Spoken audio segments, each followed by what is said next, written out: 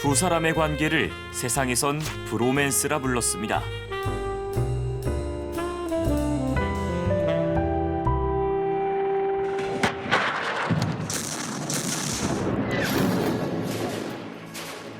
우크라이나를 침공할 무렵 브로맨스는 절정에 달했습니다.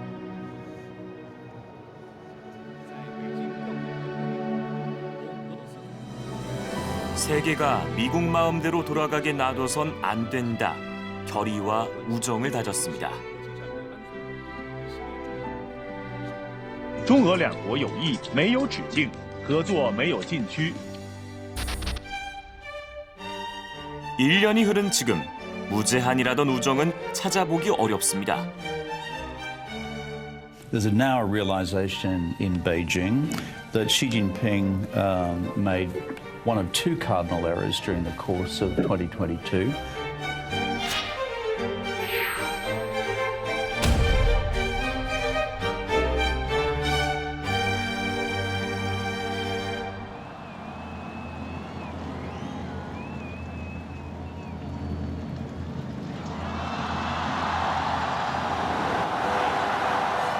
인류 화합의 축제 올림픽.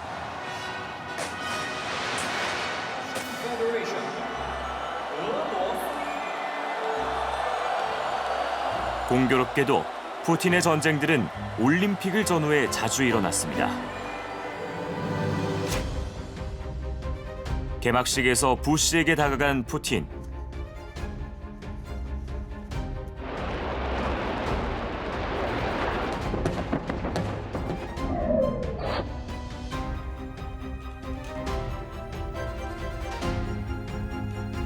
잔치 분위기를 망친 중국 측이 서운해했다는 후문입니다.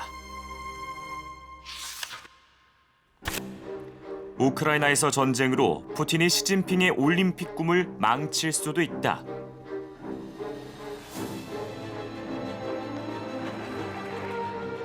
예상은 빗나갔습니다. 世界期待中国，中国做好了准备。北京第24届冬季奥林匹克运动会开幕。俄罗斯奥林匹克委员会 푸틴은 최대한의 성의를 표시했습니다. 주요 서방 정상들이 일제히 개막식에 불참한 가운데 푸틴의 존재감은 두드러졌습니다.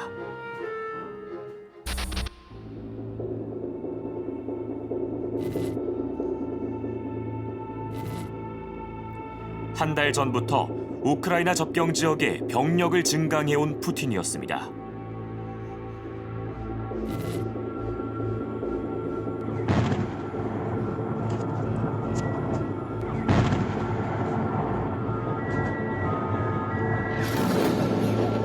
올림픽 폐막까지 기다렸다가 4일 뒤에야 우크라이나를 침공했습니다.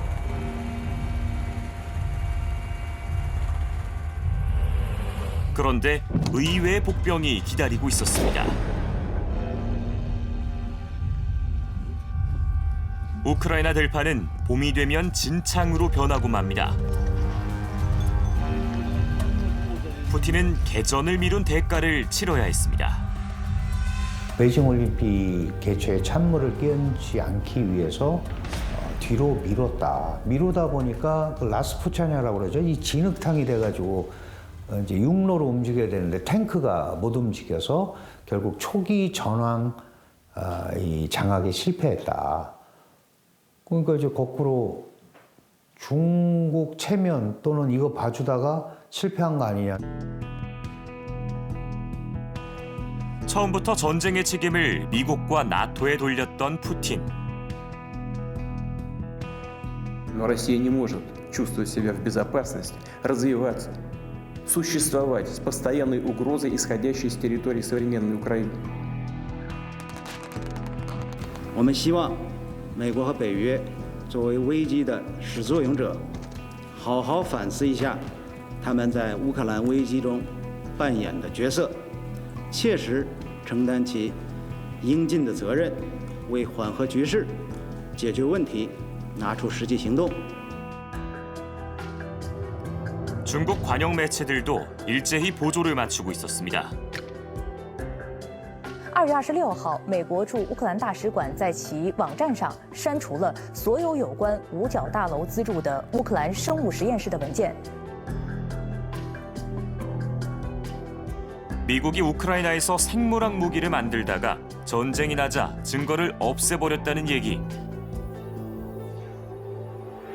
基里洛夫表示，在乌克兰已经形成了一个由30多个生物实验室组成的网络，这些实验室的任务是由美国国防部下达的。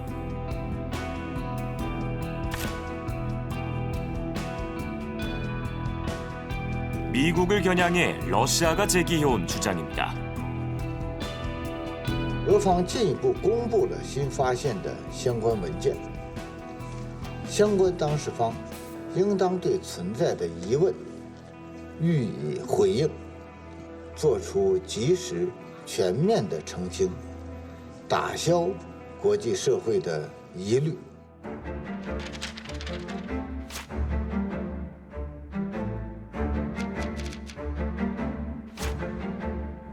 中俄两国友谊没有止境，合作没有禁区。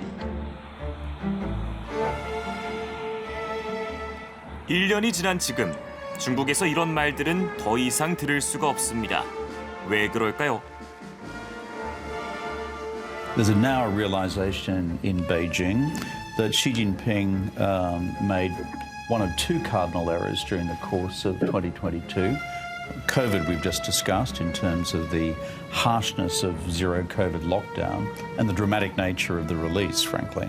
But the second was the relationship without limits with the Russians prior to the invasion of Ukraine. 케빈 러드 전 호주 총리. 호주 국립대 중국어과를 졸업해 통역사급의 유창한 중국어를 구사합니다.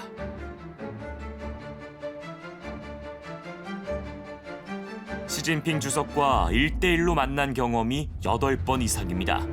그래서 서방 정치인들 중에서 최고의 중국 전문가로 통합니다. So suddenly China went from being perceived as a benign foreign policy and strategic actor in most of Europe to being malign. And if you look at the opinion polling in Europe as of a month ago, suddenly China was as distrusted as the Russian Federation for the first time in decades.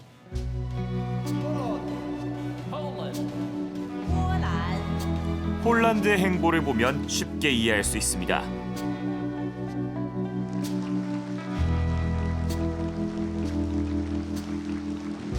폴란드 두다 대통령은 유럽연합 정상들 중에서 유일하게 베이징 동계올림픽 개막식에 참석했습니다. 그만큼 중국과의 경제적 관계를 중시하는 파격적인 친중 행보였습니다.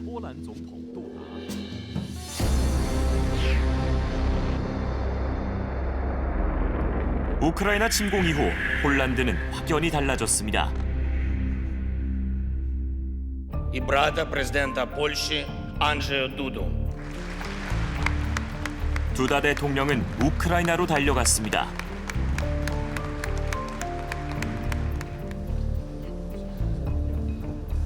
우크라이나 전쟁 이후 유럽 국가들이 급속히 우크라이나 편으로, 그러니까 미국 편으로 기울고 있는 것입니다.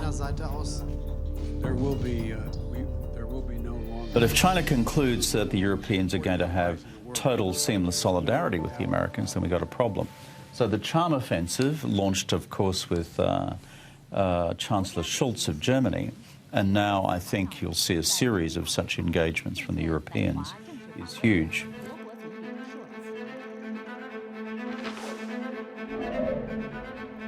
중국은 폴란드 달래기에 나섰습니다. 두다 대통령이 우크라이나발 안보 위기에 심각한 우려를 표명하자 시 주석은 우크라이나의 영토 주권이 중요하다고 화답했습니다.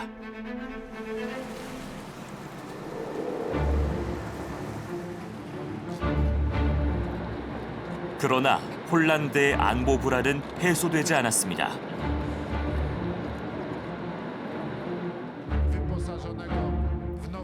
우리나라에서 K9 자주포와 K2 탱크를 대량으로 수입해 갔습니다.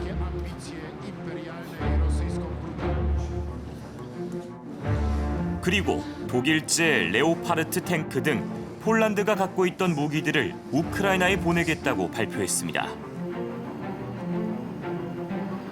폴란드뿐만이 아니었습니다.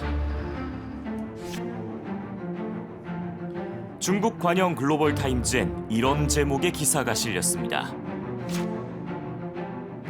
베테랑 중국 특사들 중유럽과 동유럽으로 우크라이나를 둘러싼 오해를 해소하기 위해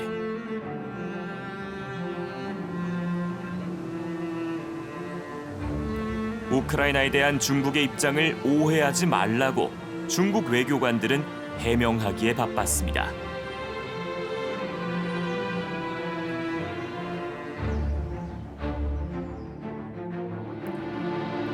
자, 중국이 유럽 국가들에게 특사를 보냈다. 그리고 이 목적은 우크라이나를 둘러싼 오해를 풀기 위함이다. 어떻게 해석할 수 있을까요? 네, 러시아와 인접한 유럽 국가들은 과거 옛 소련 시절에 소련의 위성국이었던 나라들이 많습니다. 그래서 네. 그런 나라들이 볼 때는 우크라이나가 침공을 당한 것을 봤을 때 자칫 우리도 러시아한테 저렇게 당하지 않겠나 하는 공포감을 갖고 있습니다. 그래서 개전 초기에 중국이 러시아 편을 드는 것을 보고 그들 나라가 탈중국 조짐을 보이게 됩니다. 그래서 중국이 그들 나라를 안심시키기 위해서 이 전쟁에 있어서만큼은 우리는 러시아 편이 아니다. 그래서 특사를 보내서 그들 나라를 달래려고 했던 것 같습니다.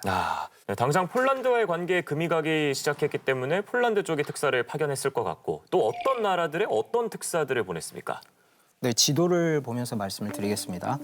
폴란드는 물론이고 체코, 헝가리 등등 중부와 동부 유럽에 자리 잡고 있는 16개 나라가 있습니다. 네. 이 16개 나라가 2012년도부터 중국과 경제협력체를 결성해서 운영을 하고 있습니다. 물론 중국 주도하에 결성이 된 것이고요. 네. 다른 말로 16+1, 플러스 1은 중국이죠. 경제협력체라고도 합니다. 중국이 특사를 파견한 나라가 이들 16개 나라 가운데 일부입니다. 이들 나라가 개전 초기에 중국이 러시아 편을 계속 드는 것을 보고 불안에 휩싸여서 중국에 대한 불만의 목소리가 높아집니다. 그래서 중국이 이 두 명의 베테랑 외교관, 호위전과 마커칭이라는 두 명의 베테랑 외교관을 특사로 파견해서 이들 정부를 물밑에서 달랩니다. 작년 4월부터 5월에 걸쳐서 2달 동안 10개, 이 16개 나라 중에 10개 나라를 도는 강행군을 펼쳤습니다. 그동안 중국이 보여왔던 행보가 있는데 단순히 특사를 파견한다고 해서 좀 효과가 있었을까요? 결론적으로는 별 효과는 없었습니다. 작년 8월에 16개 가입국 중에 2개 나라가 탈퇴를 해버립니다. 그래서 16+1이 지금은 14+1로 축소됐다고 볼 수 있습니다. 이렇게 되면 러시아의 푸틴도 섭섭했겠는데요. 그렇게 봐야 됩니다. 사실 이제 푸틴의 경우에는 여러 차례 국제회의석상에서 중국에 대해서 애둘러서 서운함을 표현하는 그런 빈도가 높아지고 있습니다. 거기에 대해서 이제 중국 시진핑 주석의 반응은 원론적인 입장만 거론하거나 혹은 직접적으로 거론을 하지 않습니다. 양국 간의 어떤 협력은 공고하다. 우호 관계는 변함이 없다. 이런 정도의 원론적인 언급만 하고 있죠. 굉장히 공고한 관계를 맺어왔는데 전쟁 발발 2달 만에 중국이 이렇게 입장을 바꾼 이유 사실 좀 이해가 되지 않습니다. 사실 중국과 러시아, 과거 이제 옛 소련 시절부터 돌이켜보면 두 나라는 반목의 역사가 굉장히 깁니다. 그래서 푸틴과 시진핑 집권기의 밀월 관계가 지금 최고치에 올라 있다고는 하지만은 사실 그렇게 전통적인 의미의 우방국이라고 보기는 어렵습니다. 그래서 두 나라가 미국에 대항해서 공동 연합 전선을 형성하는 필요에 의한 어떤 동맹이다 이렇게 볼 수가 있습니다. 그래서 중국의 입장에서는 러시아를 버릴 수는 없죠. 물론 이제 안고 가야 되는 상대이긴 하지만 그거보다는 사실은 자국의 이익이 더욱더 중요합니다. 그래서 개전 초기에 러시아 편을 들었더니 경제협력체 가입국들이 중국의 등을 돌리고 미국과 나토에 기울어진 그런 행보들을 보이게 됩니다. 그래서 중국의 입장에서는 내가 힘들게 유럽에 구축해 놓은 어떤 교두보를 잃어버릴 수도 있다. 이런 우려, 이런 판단을 했기 때문에 이제는 러시아와 일정 정도 선긋기에 나섰다. 이렇게 볼 수 있을 것 같습니다. 중국의 입장에서 본다면 자신들이 원하는 미국의 힘의 분산, 그리고 나토 동맹국들이 인도태평양 지역에 관여하는 그런 강도가 낮아질 것으로 봤습니다. 이런 부분들은 미중 전략적 경쟁 구도에서 중국에게도 유리하다라고 생각했을 겁니다. 그런데 점차 이것이 장기적으로 대치 양상으로 나타나고 우크라이나에서도 강한 내부적 반발이 나타나고 저항하려다 보니까 중국도 이러한 상황에 맞추어서 자신들의 입장을 조금씩 조정해 왔다라고 봅니다. 중국과 러시아의 협력 관계가 처음부터 동상이몽이었다는 시각도 있었습니다. 러시아의 실패를 꼭 중국이 외교 전략적으로 섭섭해할 만한, 그러니까 안타까워할 만한 그런 문제만은 아니다. 예를 들어서 러시아가 제풀에 지쳐서 떨어져 나간 것처럼 보여진다면 이제 미국과 어깨를 나란히 하고 겨룰 수 있는 나라는 중국밖에 없다라는 게 오히려 기정사실화될 수 있기 때문에 그런 점에서는 시 주석이 이중성을 가지고 지금 러시아를 바라보고 있다. 실제로 러시아와의 뭐 군사협력이라든지 합동훈련 이런 건 열심히 하지만 상당한 경쟁심을 가지고 있거든요.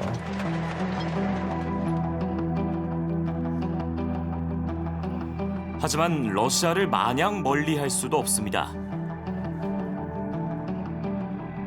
그럼에도 불구하고 지금의 러시아와 중국의 대외 정책, 특히 대미 관계 측면에서 본다면은 중국과 러시아의 전략적 협력이 기본적으로 필요함을 중국과 러시아 모두가 알고 있습니다. 그러다 보니 중러 사이의 전략적 협력 우호 관계 틀은 깨지지 않을 것으로 봅니다.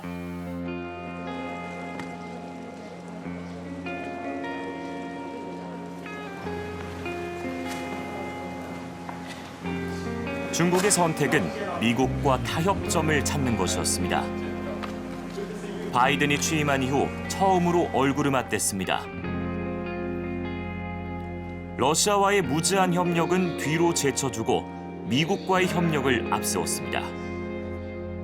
处于这么一个局面是不符合我们两国和两国人民根本利益的，也不符合国际社会的期待。国际社会普遍期待中美处理好彼此的关系。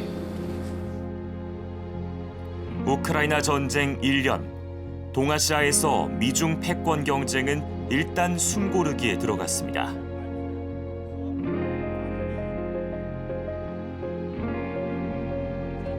하지만 미중 패권 경쟁이라는 큰 그림 자체가 바뀐 건 아닙니다. 우리에게 쉽지 않은 결정들이 기다리고 있습니다. 미국하고 한국하고 일본이 협력의 속도가 높아지면, 그리고 미국이 이 중국이나 러시아를 때리기를 계속한다면 제일 앞에 경계선, 최전선에 우리가 놓이게 되는 겁니다. 그래서 저는 편을 청해한다고 편해지지 않는 거죠. 여기에 군사력도 집중될 것이고 한반도 리스크가 커지는 것을 의미합니다. 그 다음에 가치 외교는 가치가 있는 겁니다. 저는 실리, 그게 최고라고 생각합니다. 미국조차도 자기 실리를 위해서는 그렇게 외교적으로 추방을 시켰던 사우디를 찾아가잖아요. 굴욕적으로라도.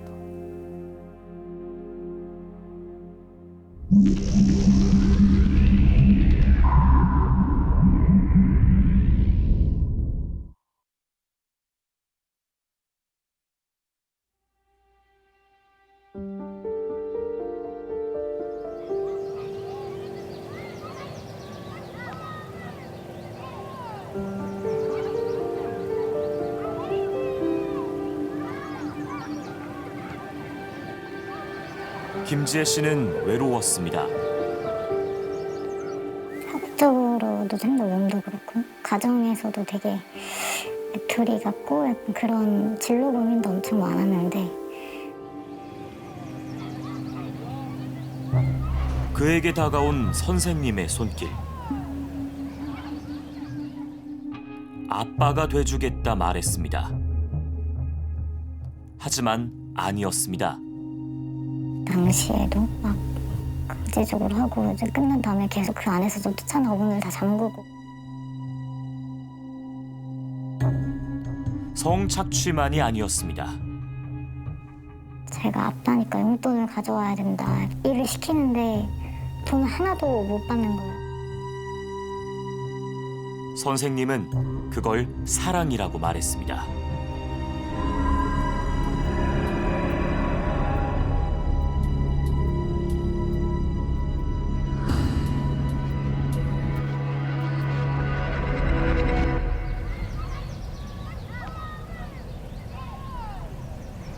김지혜 씨가 강 씨를 처음 만난 건 고등학교 2학년 때입니다.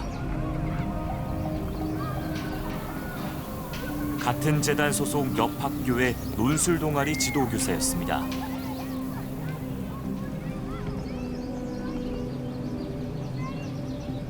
강 씨는 부모님과 소원했던 지혜 씨와 따로 상담을 하며 자신을 의지하라고 했습니다. 처음에 고하다 이렇게 얘기하면서 내 부모가 너를 제대로 키워보다 자기가 아빠 같은 사람이 돼주겠다 이렇게 얘기를 했었거든요. 그러나 이내 태도가 달라졌습니다. 신체 사진을 찍게 하고 성관계를 요구하더니 결국 성폭행을 했다고 합니다. 당시에도 막 강제적으로 하고 이제 끝난 다음에 계속 그 안에서도 또 차나 문을 다 잠그고. 피해자는 지혜 씨뿐만이 아니었습니다. 그 사람들이 진짜 못된 게 뭐냐면 이제 절박한 사람들이 타겟이고 집단 특색 잘 아시겠지만 이제 뭔가 다 주고 다 내려놓는 그런 그러니까 그게 당시에는 이상하다라는 생각을 하지는 못했는데 가장 손쉬운 관계가 굉장히 돈독한 아이들의 경우에는 이 아이들을 이런 범죄 패턴으로까지 끌어들이는데 너무 많은 품이 들고 어려움이 생기죠. 하지만 이런 취약성이 있는 아이들은 중간에서 그런 어떤 안전보호막이 없기 때문에 이런 얘기를 했을 때 훨씬 더 잘 끌어들여질 수 있는 그런 구조였던 걸로 보이고요. 지혜 씨를 비롯한 강 씨의 남녀 제자 10여 명. 대학생이 된 뒤 강 씨 가족과 이상한 동거를 시작합니다. 평범한 주상복합 건물의 맨 위층 가정집. 이곳에서 강 씨는 아빠, 그의 아내는 엄마였습니다. 제자들은 아빠인 강 씨를 섬겨야 했습니다. 여학생 제자들에게 섬긴다는 건 성관계를 의미했습니다. 사람이 저희가 갚을 게 그거밖에 없다면서 그런 성적인 것들을 요구하고. 강 씨의 아내도 이런 관계를 말리기는커녕 종용하고 강요했다고 합니다. 부인이랑 그 가해자가 저희를 막 시키면서 그런 성적인 관계를 억지로 막 갖게 하면서 그냥 이것저것 시키면서 그걸 막 촬영을 했었어요. 그리고 너네가 떠나거나 배신하면 이걸 뭐 퍼뜨리겠다. 강 씨의 말을 거스를 사람은 적어도 그 가족 안엔 없었습니다. 협박과 폭력도 있었습니다. 그런 생활이 되게 힘드니까 그러면 막 새벽 막 2시, 3시까지 계속 그 사람 말이 맞을 때까지 내가 맞다고 그거에 동조를 할 때까지 상담을 받고 몇 대 맞아야 되냐, 정신 차리겠냐 이러면서. 이 선생님과 제자의 사이로 만났는데 집단 합숙에 성적 착취까지 믿을 수가 없는 충격적인 사건입니다. 지난달 KBS가 최초로 보도를 하면서 세상에 알려지게 됐는데 피해자들이 이 피해를 겪은 기간은 상당히 오래될 것으로 보입니다. 얼마나 오랫동안 피해를 겪었나요? 네, 저희에게 제보한 지혜 씨가 강 씨를 만난 건 2006년도 고등학교 2학년 때였는데요. 그 이후로 지혜 씨는 10여 년간을 강 씨의 지배 아래 있었습니다. 아직도 일부 제자들은 강 씨와 함께 생활을 이어가고 있는 것으로 파악됩니다. 오랜 기간 이 많은 어른들이 이런 피해를 당했던 게 사실 이해가 잘 안 되거든요. 이건 아주 전형적인 그루밍 범죄라고 볼 수 있겠는데요. 가해자가 피해자에게 호감을 얻는 행위들을 하면서 점점 익숙해지게 하고 점점 더 가해의 강도를 높이는 게 그루밍 범죄의 전형적인 수법이라고 볼 수 있겠습니다. 일종의 세뇌, 가스라이팅과 비슷하다고 볼 수 있을까요? 굉장히 유사합니다. 이제 그루밍이라는 것 자체가 피해자들을 점점 익숙해지게 하고 길들이고 가해를 저지르기 쉬운 상태로 만드는 거거든요. 가스라이팅 역시 심리적으로 지배하고 세뇌하면서 점점 더 그 가해에 저항하지 못하도록 만든다는 점에서는 두 가지가 굉장히 유사하다고 볼 수 있습니다. 네. 이 KBS에서 보도가 나간 이후에도 피해자들에 대해서 굉장히 2차 가해가 많이 일어났어요. 품행이나 지능을 문제 삼는 경우도 상당히 많았는데요.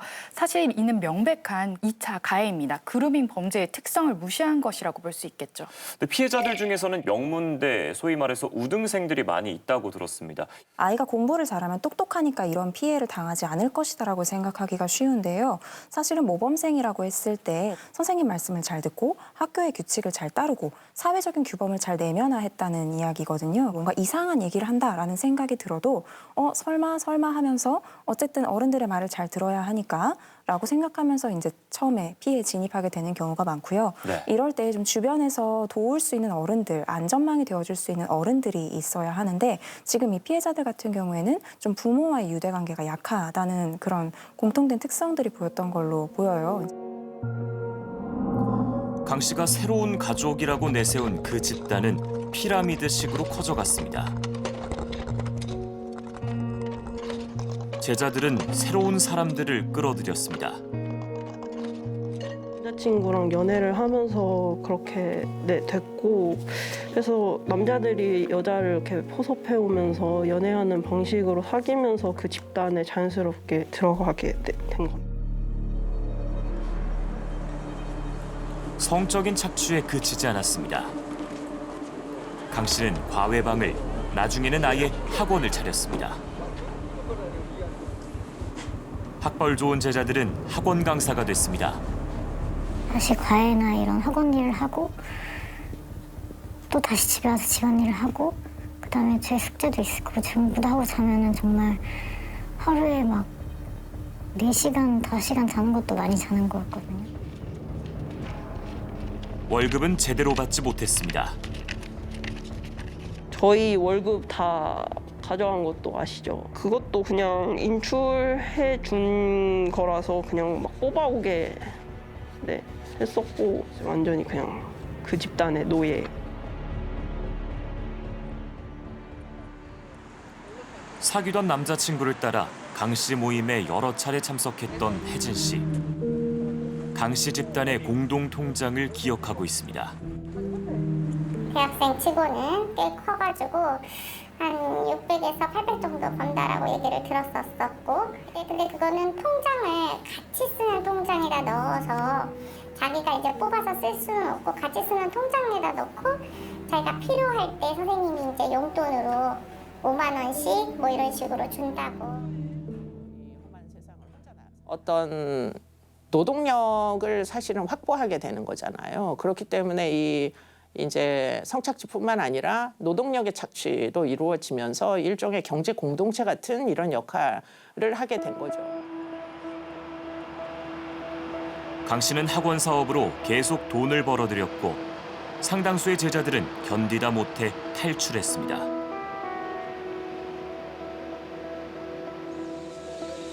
강 씨는 몇 년 전 학원 운영을 접고 여전히 곁을 지키는 몇몇 제자들과 펜션 운영을 시작했습니다. 이들이 관리하는 제주의 고급 펜션은 모두 3곳. 그들의 주거지는 같은 지역에서 비싸기로 유명한 고급 타운하우스입니다.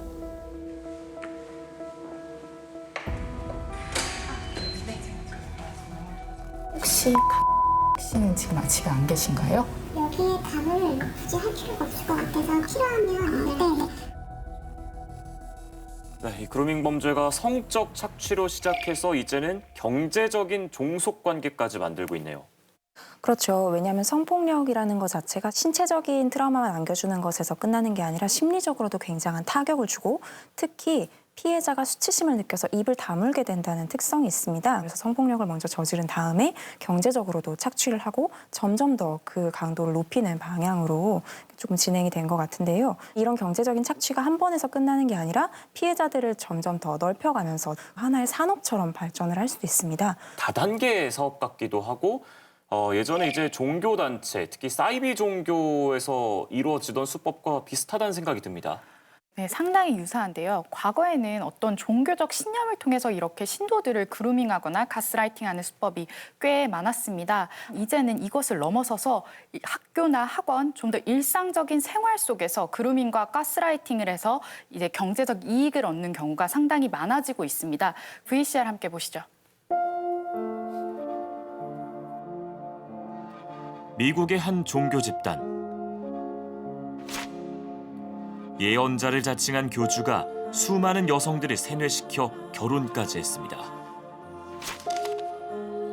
막대한 헌금을 거둬 공동체 마을까지 세웠는데 2000년대 초 교주 사망 뒤 여성들의 고발로 세상에 알려졌습니다. 신도들을 어린 시절부터 맡아서 2021년 세상을 떠들썩하게 한 경기 안산의 모 교회 사건도 이와 판박입니다. 목사는 십수년간 교회 신도의 어린 자녀들을 학교에도 보내지 않고 집단 생활을 하게 했습니다. 음란 마귀를 빼내야 한다며 성착취를 일삼았습니다. 피해자들은 목사 일가에게 매달 수백만 원에서 수천만 원씩 헌금을 바치기 위해 일을 했습니다.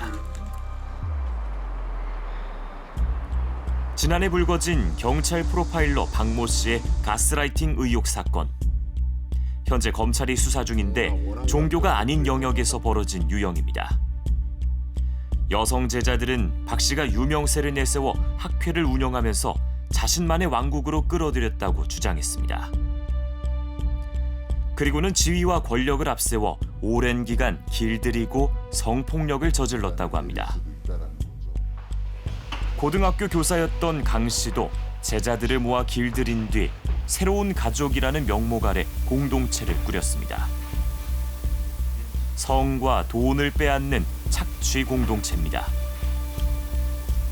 전국적인 구조로 보면은 또 세계적인 구조로 보면은 사실은 드물지 않아요.